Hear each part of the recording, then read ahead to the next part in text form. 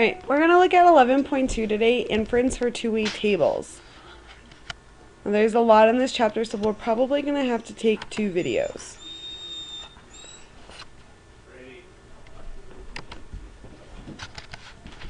Was 11.2 different from 11.1? Well, in 11.1 we examined the distribution of a categorical variable in one population to a hypothesized distribution.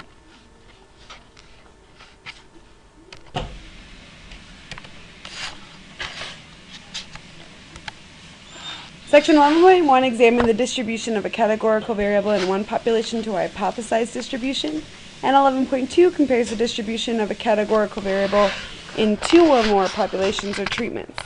For example, comparing the color distributions of plain and peanut M&Ms, and comparing car makes in Michigan and California. In 11.2, we're also going to look at two-way tables, as opposed to in 11.1 when we used a one-way table. So to start, we're going to ask the question, does background music influence what customers buy? Market researchers suspect that background music may affect the mood and buying behavior of customers. One study in a Mediterranean restaurant compared 3 randomly assigned treatments: no music, French accordion music, and Italian string music. Under each condition, the researchers recorded the number of customers who ordered French, Italian, and other entrees. What are the 2 explanations for the differences in the distributions of entree purchases? 1, the music has an effect on purchases, or 2, music has no effect and the differences are due to the chance variation in the random assignment. So how do we state hypotheses for a state of homogeneity?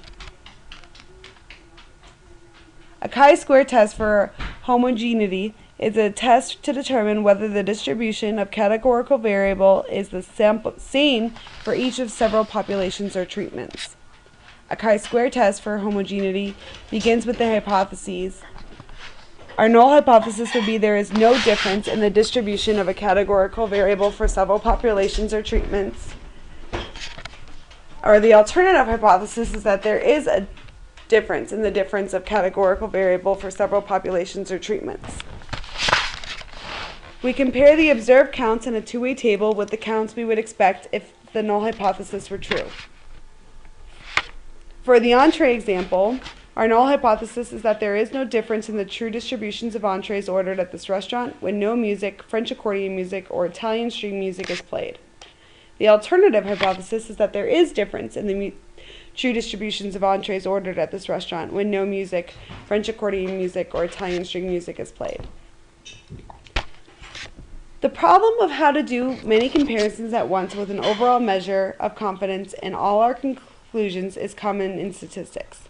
This is the problem of multiple comparisons. Statistical methods for dealing with multiple comparisons usually have 2 parts. 1, an overall test to see if there is good evidence or any differences among the parameters that we want to compare. And 2, a detailed follow-up analysis to decide which of the parameters differ and to estimate how large the differences are. The overall test uses the chi-square statistic and distributions. We test to compare the distribution of a categorical variable for several populations or treatments. How do you calculate the expected counts for a test that compares the distribution of categorical variable in multiple groups or populations? Well, assuming that the null is true, the proportion in each category should be the same in each population or group. The book says that when the null hypothesis is true, the expected count in any cell of a two-way table is equal to the row total times the column total divided by the table total. Remember, we do not round expected counts. So let's go back to the entree example. We're going to calculate the expected counts. When French entrees ordered with no music is playing, we multiply 99 times 84 divided by 243. With French entrees with French music playing, we multiply 99 times 75 divided by 243. And for French entrees when Italian music is playing, we multiply 99 times 84 divided by 243. For Italian entrees with no music, 31 times 84 divided by 243. Italian entrees with French music playing, 31 times 75 divided by 243. And when the Italian entrees ordered with Italian music, 31 times 84 divided by 243. For other entrees with no music, 113 times 84 divided by 243. Other entrees for French music, 113 times 75 divided by 243. And other entrees would be 113 times 84 divided by 243. We can then put in all of our expected counts. We got 34.22 for French orders with no music, 10.72 for Italian orders with no music, 39.06 for other orders with no music, 30.56 for French orders with French music, 9.57 for Italian orders with French music, and 34.88 for other orders with French music. 34.22 had a French order with Italian music, 10.72 had an Italian order with Italian music, and 39.06 had a different order with Italian music.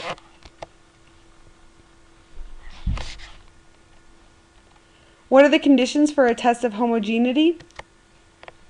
Random. The data must come from a well-designed random sample or from a randomized experiment.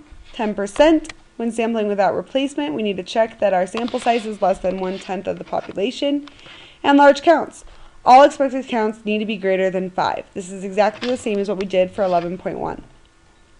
What is the formula for the chi-square statistic? It is again the sum of the observed minus the expected squared divided by the expected. Is it on the formula sheet? Yes. What does it measure? This time the sum is over all cells, not including the totals in the two-way table, and the formula goes ahead and measures how much the observed values differ from the expected values. Sorry, my dog is Brady. Shh.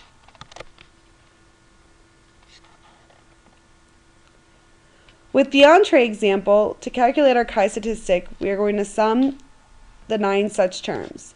If we go ahead and run all the calculations, we are going to get that our chi-squared is 18.28. How can you calculate the degrees of freedom for a chi-squared test for homogeneity? It is the number of rows minus 1 times the number of columns minus 1. For our entree example, that's 3 minus 1 times 3 minus 1, which is 2 times 2, or 4.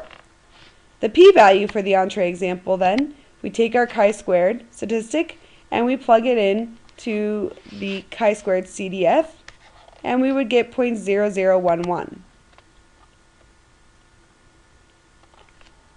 So in another example, has modern technology changed the distribution of birthdays? With more babies being delivered by planned C-section, a statistics class hypothesized that the day of the week distribution for births would be different for people born after 1993 compared to people born before 1980. To investigate, they selected a random sample of people from each of the age categories and recorded the day of the week that they were born. The results are shown in the table to the right. Is there convincing evidence that the distribution of birthdays has changed? First, we are going to calculate the conditional distribution in proportions of the birthday for older people and young people. So when we go ahead and do this, we are going to take Sunday would be 12 divided by 77 would get us 0.16, and for Sunday for younger people would be 9 divided by 73, which gives us 0.12. If we keep working down the table, we can go ahead and get all of our proportions. Then we want to make an appropriate graph using that information. You can see here that on Sunday, Monday, Tuesday, Wednesday, and Saturday, there were more people born on those days before 1980 than after 1993. However, there is a greater proportion of people, born on Thursday or Friday in the younger population than in the older. So if we write a few sentences to explain what we saw, there were a higher proportion of older people born on Tuesday, Saturday, and Sunday, and a much higher proportion of younger people born on Thursday. The proportions are similar for Monday, Wednesday, and Friday. This supports the idea that doctors plan C-sections for convenient times. There was a smaller proportion of young people born on the weekend, and a much bigger proportion born on Thursday, possibly to avoid having their moms go into labor on the weekend. So, is there convincing evidence that the distribution of birthdays has changed? The null hypothesis is that there is no difference in the distribution of birthdays for people born before 1980 and people born after 1993. The alternative hypothesis is that there is a difference in the distribution of birthdays for people born before 1980 and people born after 1993. We're going to verify that the conditions are met. The data came from 2 independent random samples. 10%. 77 is less than 10% of all people that were born before 1980, and 73 is less than 10% of all people born after 1993. And large counts, the expected counts are all at least 5. The smallest was 8.25, so we can move on. We're going to calculate the expected counts, the chi-squared statistic, and now the p-value. So we have to go ahead and we multiply, remember, the total of our column times the total of our row divided by the total for the whole table. So Sunday before 1980, Sunday after 1993, Monday before 1980, and Monday after 1993. And we could keep going and fill out the entire table. To calculate our chi-squared statistic, we do our observed minus our expected divided by the expected, and we add that all up. We would get 6.55. Our degrees of freedom would be 2 minus 1 times 7 minus 1, which would give us 1 times 6, which is 6. And to find our p-value, we are going to plug in our chi-squared statistic and our degrees of freedom to get 0.3645. Because the p-value of 0.3645 is greater than the alpha of 0.05, we fail to reject the null hypothesis. We do not have convincing evidence that there is a difference in the distributions of birthdays for people born before 1980 and people born after 1993. To do this on the calculator, you're going to open a Scratchpad, then you're going to click Menu, Matrix Vector, Create, and then number 1 matrix. You want to change it so you have a 7 by 2 matrix. We're going to enter the observed counts, and then you're going to tab to the right so that you're off of the matrix. Click Control Vars, so we're going to go Store, and you're going to label it A. We're going to do the same for the expected counts, and you're going to label that matrix B. Then we're going to go to Stats, Tests, and we're going to run a chi-squared test. Our observed is matrix A, our expected is matrix B, and the calculator would give you that the chi-squared is 6.55, the p-value is 0.3646 with the degrees of freedom of 6. Can we use our calculator to do a chi-squared test for homogeneity? Of course you can. You just need to make sure that you do it correctly or you're going to lose credit, because if you make a mistake, you get no points. Inspired by the Does background music influence what customers buy? Example, a statistics student decided to investigate other ways to influence a person's behavior. Using 60 volunteers, she randomly assigned 20 volunteers to get the red survey, 20 volunteers to get the blue survey, and 20 volunteers to get a control survey. The first 3 questions on each survey were the same, but the 4th and 5th questions were different. For example, the 4th question on the red survey was, when do you think of the color red? What do you think about? On the blue survey, the question is replace red with blue. On the control survey, the questions were not about color. As a reward, the student let each volunteer choose a chocolate candy in a red wrapper or a chocolate candy in a blue wrapper. Here are the results. Do these data provide convincing evidence at the alpha equals 0.05 level that the true distributions of color choice are different for the 3 types of surveys? We want to perform a test of the following hypothesis using an alpha level of 0.05. The null hypothesis is that there is no difference in the true distribution of color choice for people who get the red survey, the blue survey, or the control survey. The alternative hypothesis is that there is a difference in the true distributions of color choice for people who get the red survey, the blue survey, or the control survey.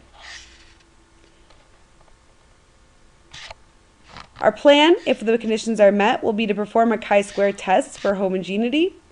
The 3 treatments were assigned at random. 10% because we're not sampling without replacement. We do not need to check the 10%. And large counts, the expected counts were all at least 5.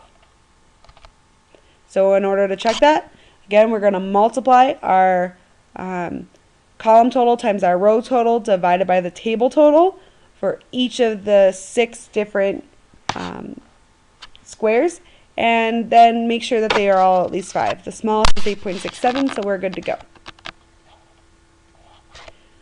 We're going to go ahead and find our chi-square statistic. We got 6.65. The degrees of freedom is equal to 2, and the p-value is 0.036. Because the p-value was a 0.0359 is less than 0.05 for our alpha, we reject the null. We have convincing evidence that there is a difference in the true distributions of color choice for people who get the red survey, the blue survey, or the control survey. So how do we conduct a follow-up analysis for a test of homogeneity? When should you do this?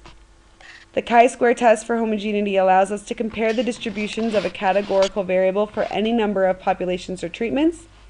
If the test allows us to reject the null hypothesis of no difference, we then want to do a follow-up analysis that examines the difference in detail. We start by examining which cells in the two-way table show large deviations between the observed and expected counts, then look at the individual components to see which terms contribute most to chi-square statistic. So for the candy example, we found our chi-squared, and it was 6.65. If we look at the individual components of our chi-square equation, we can see that the one at 2.17 is about 1/3 of the total, which was 6.65. That means we can say that the red candy choices are strongly affected by red surveys. What does it mean if two variables have an association? What does it mean if two variables are independent? That is where we are going to start in the next video.